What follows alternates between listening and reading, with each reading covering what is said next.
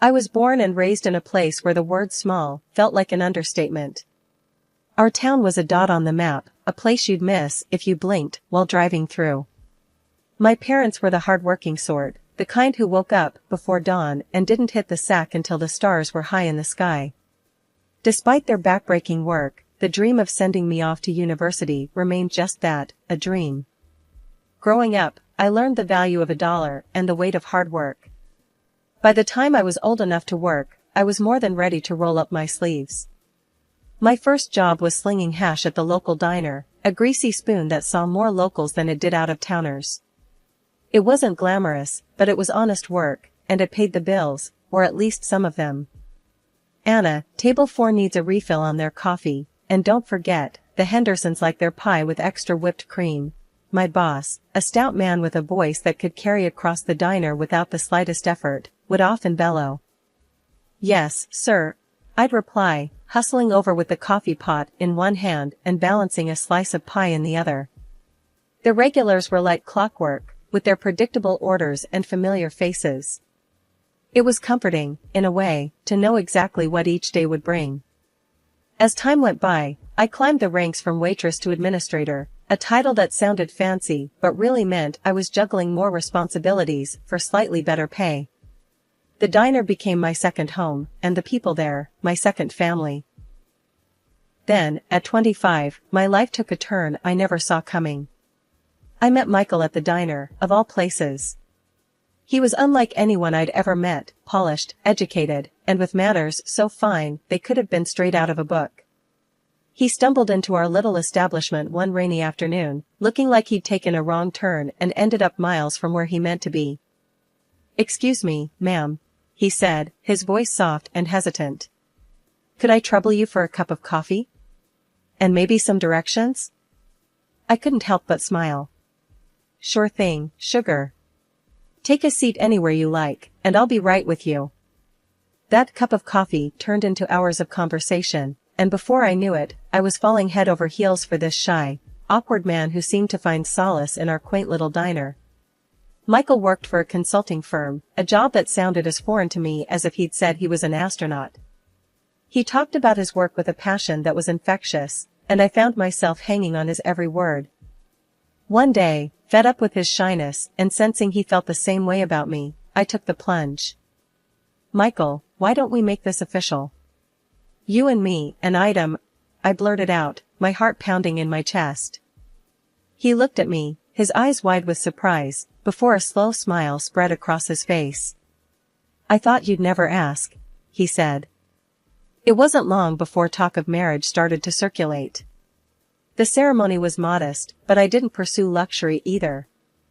We were together, and that's the main thing. After Michael and I tied the knot, I thought the hardest part was behind us.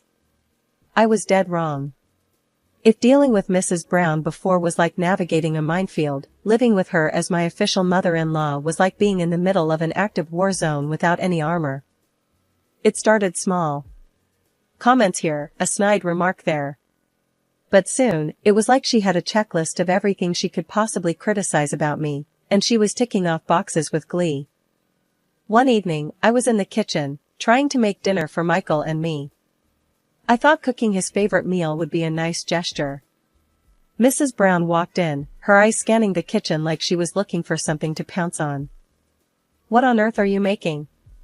It smells like a garbage dump in here," she sneered, her nose wrinkled in disgust. I clenched my jaw, trying to keep my cool. "It's Michael's favorite, spaghetti carbonara," she huffed, peering over my shoulder. "That's not how you make carbonara. You're ruining it. Here, let me show you how it's done." Before I knew it, she had elbowed her way in, taking over the stove. It wasn't just my cooking she had a problem with. Everything I did was under scrutiny. One day, she cornered me as I was cleaning the living room. "Anna, do you even know how to clean properly? Look at this dust. It's like you're not even trying.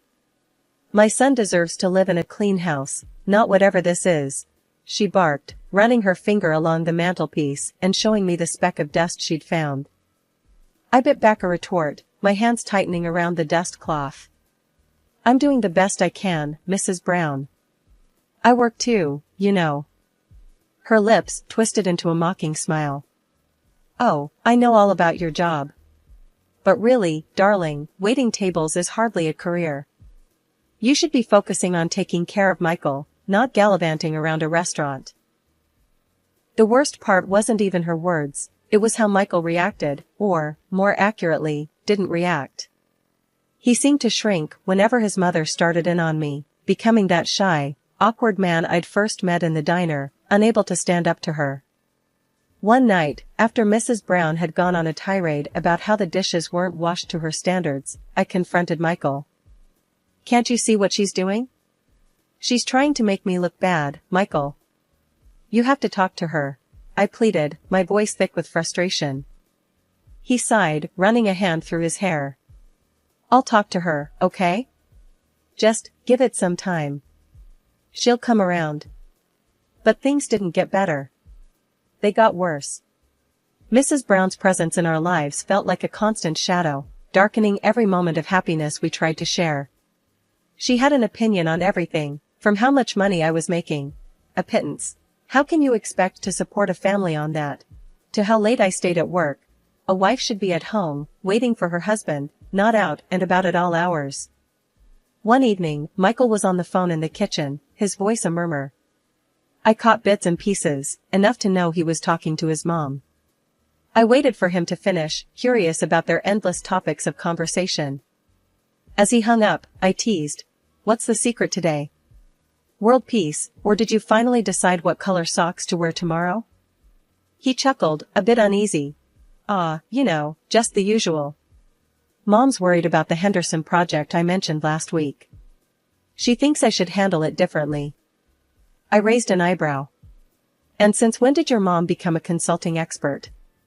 It's not like that, Anna. She cares, you know? She's got a lot of life experience. Sure, but does she have to have a say in every little detail of our lives? I couldn't keep the frustration out of my voice. Michael sighed, running a hand through his hair. I know it seems like a lot, but she's all I have. We've been through so much together. I wanted to understand, I really did. But there was a difference between being close and being controlled. I decided to let it go, for the moment. A few days later, the reality of their bond slapped me in the face again. We were having dinner, just the two of us, a rarity these days. The conversation was light, the mood almost perfect, until his phone rang.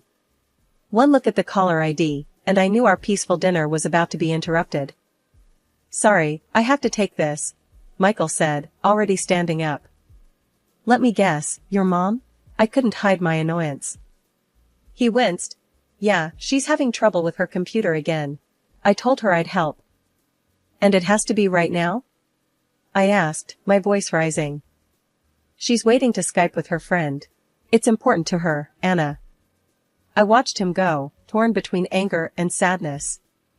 This was our life now, me, Michael, and his invisible tether to his mother. Continuing from where we left off, the tension between Michael, his mother, and me found new ground, the topic of children. One evening, feeling a mix of hope and nerves, I brought it up. Michael, I've been thinking, maybe it's time we started talking about having kids. Michael looked at me, his expression unreadable. My mom, she's not happy about the idea, he said, almost apologetically. And since when do we need her approval to start a family? I couldn't keep the bitterness out of my voice. It's not about approval, Anna. She thinks we're not ready, that having kids will distract you from taking care of me and our home. I was flabbergasted. Distract me? Michael, are you seriously telling me you agree with her? He shuffled uncomfortably. I think she has a point. Maybe it is too early for us to think about children. His words felt like a betrayal.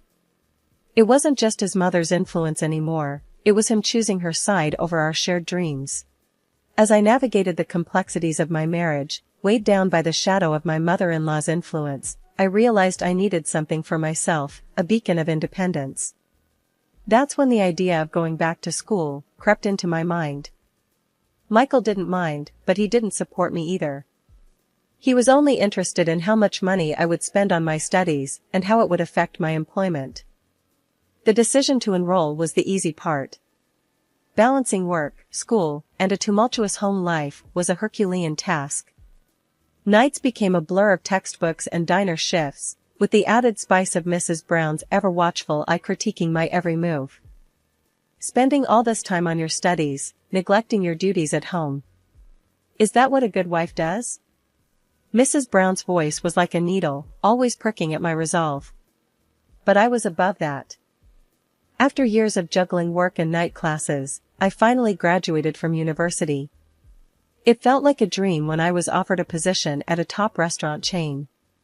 The job was not only a step up for me professionally, but also came with a paycheck that far exceeded anything I had ever earned. I poured my heart and soul into my work, often staying late to ensure everything ran smoothly. This dedication to my career, however, took a toll on my relationship with Michael. One evening, after coming home later than usual, I found Michael lounging on the couch, absorbed in some game on TV.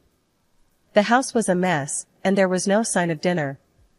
Exhausted, I dropped my bag and said, "Michael, could you help out a bit around here? Maybe start with dinner once in a while?" He barely glanced my way before replying, "Why? You're doing just fine on your own. Besides, I've been helping Mom with her bills and stuff. She needs me." His words hit me like a ton of bricks. Helping your mom? What about us? Our bills are piling up, and you're telling me you're giving your money to her? Michael turned off the TV and faced me, his expression one of defiance. "Yeah, I am. You're making more than enough now. My mom needs my support." I was floored. So, what? I'm supposed to handle everything else on my own while you play mommy's little helper? Don't start, Anna. She's my mom.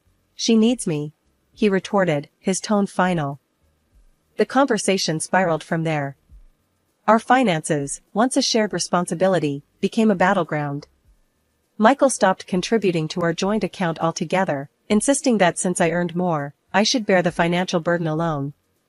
His visits to his mother's house became more frequent, leaving me to fend for myself at home.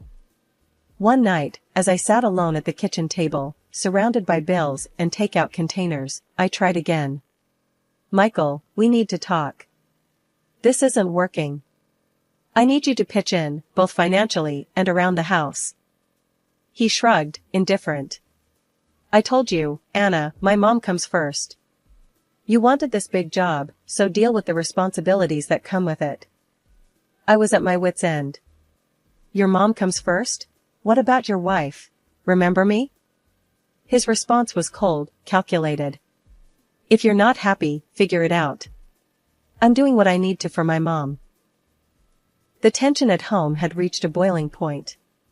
Michael's constant absences and refusal to contribute had left me feeling more like a single person managing a household than a partner in a marriage. It wasn't just the physical and financial contributions that were lacking, it was the emotional support, the companionship, the partnership that marriage was supposed to be built on. It all came to a head one particularly stressful evening. I had just come back from a long shift, the weight of my day hanging heavily on my shoulders. The house was silent, Michael's presence notably absent yet again. A quick glance at the clock confirmed he was over at his mother's, a fact that stung more with each passing day. I dialed his number, my patience thinning. "Michael, where are you? It's nearly 10 p.m., I said, trying to keep my voice steady. "Oh, hey, Anna. I'm at Mom's. Lost track of time," he replied, his voice too casual for my liking. "Lost track of time? Really? Because it seems to me you've lost track of a lot more than that lately," I snapped back, frustration boiling over. "What's that supposed to mean?" he retorted, a defensive edge creeping into his tone. "It means that I'm here trying to keep our lives together while you're off playing dutiful son. It's not fair, Michael. It's not fair to me," I said, the words pouring out. There was a pause, a heavy silence that filled the space between us. "We'll talk when I get home," he said finally, before hanging up. But we didn't talk when he got home. Or the next day. The conversation we needed to have kept being pushed aside, buried under excuses and avoidance. The turning point came unexpectedly. I received a call from my mom, her voice shaky, on the other end of the line. "Anna, it's your dad. He's very ill." I promised her I'd be there as soon as I could.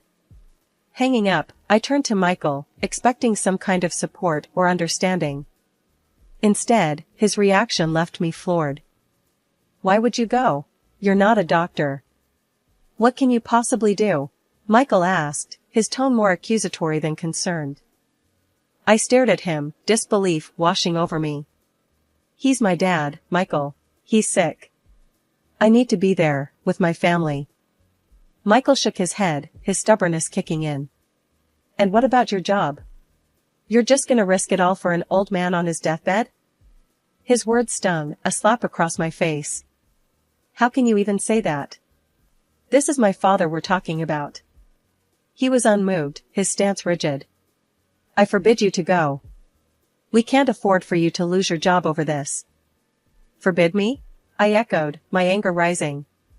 "You can't forbid me from anything, especially not when it comes to my family." Without waiting for his response, I packed my bags and left. His words echoed in my ears, a bitter reminder of the gap that had grown between us. I drove to my parents' house with a heavy heart, torn between concern for my dad and outrage at Michael's callousness. The days that followed were a blur of hospital visits and helping Mom around the house. Dad was seriously ill, and being there for him, being a part of my family when they needed me most, felt right. It was where I needed to be, despite Michael's objections. When I finally returned home, the silence that greeted me was deafening. Michael's belongings were untouched, indicating he hadn't been home since I left. It was clear where he had been spending his time, his mother's house. Another conflict occurred after I returned home tired. There, in our living room, sat my mother-in-law, perched like a queen awaiting an audience. The look on her face told me this wasn't a social visit. My husband was there too, looking like he'd rather be anywhere but here. The tension was thick in the air. "Sit down, we need to talk," my mother-in-law commanded, her voice sharp, cutting through my weariness. I barely managed to suppress a sigh as I took a seat opposite them. I was too tired for whatever this was going to be. "It's about your neglect," she started, each word laced with disapproval. "You've been too caught up with work. This house is falling apart, and my son is being neglected. You need to change your ways, focus on what's important. If not, a divorce might be the only solution." Her words were like a slap in the face, but what stunned me more was my husband's reaction. He just sat there, nodding along to his mother's tirade as if I wasn't even in the room. I turned to him, searching for some sign of support, some hint that he'd stand up for us. But there was nothing. Just that passive acceptance of his mother's words. "You really believe that?" I asked him, my voice tired but laced with disbelief. He wouldn't meet my eyes. "Mom's got a point, Anna. You've been distant. Something's got to give." I looked from him to his mother, feeling a mix of anger and disbelief. Was this really happening?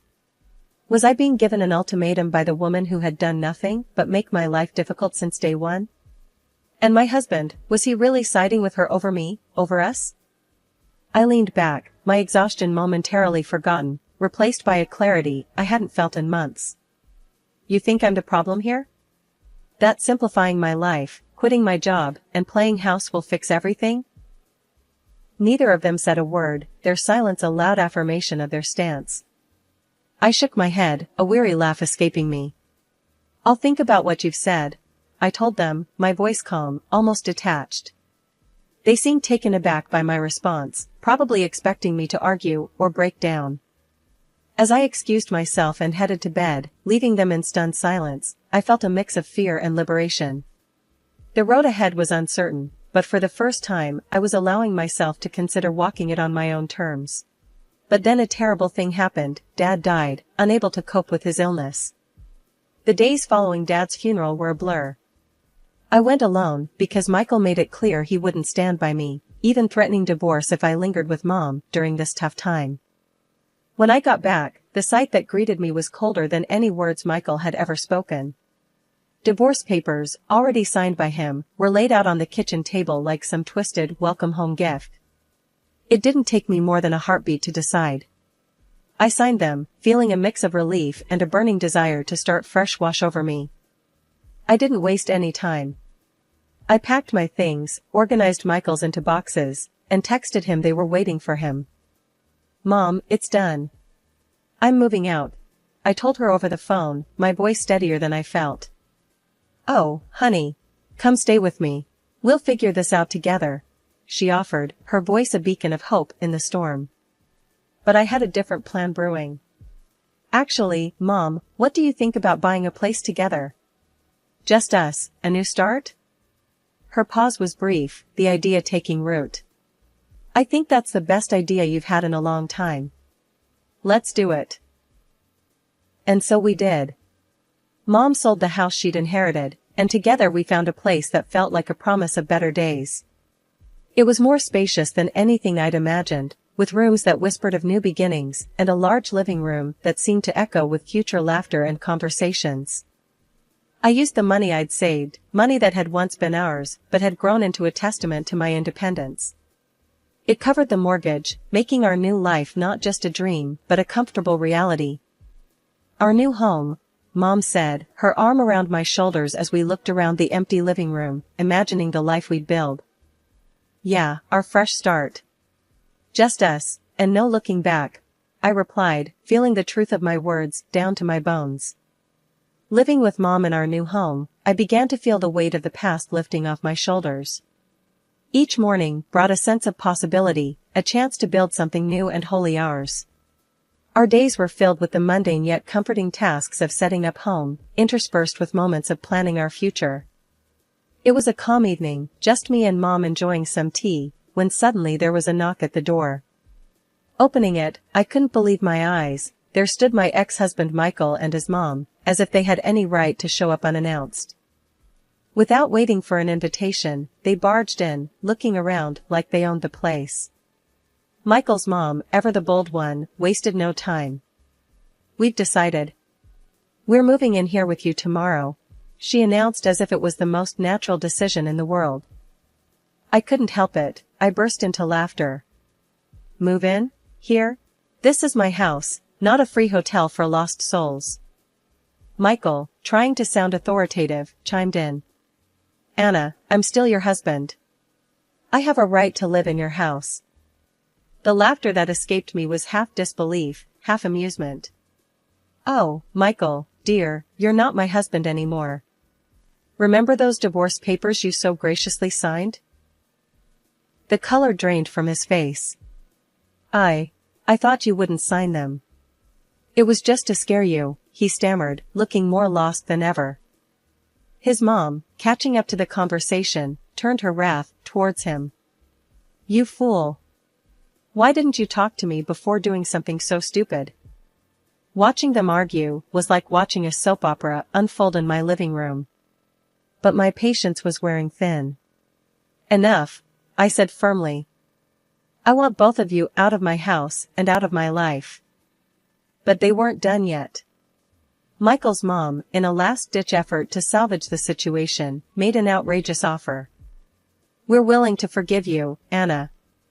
Come back to Michael, and we can talk about having a child." The audacity of her offer was the last straw. "Forgive me? For what, exactly?" "It's time for you two to leave. For good." As they realized I wasn't budging, Michael's mom played her final card. "We need money. Michael lost his job, and..." I couldn't help but laugh again. "You're asking me for money? After everything you've said and done?" "I think not." Finally, I showed them to the door, a wave of relief washing over me as it closed behind them. Turning back to Mom, we shared a look of disbelief before bursting into laughter. "That's the end of that chapter," I said, more to myself than to her. "Good riddance," Mom replied, her smile telling me she was just as relieved. From that day on, our focus was on building our new life, free from the shadows of the past. We made plans to pay off the mortgage on our new home, turning it into a place of joy and peace. As for Michael and his mother, last I heard, they were bouncing from one rental to another, always arguing about money. It was a fitting end for them, I suppose.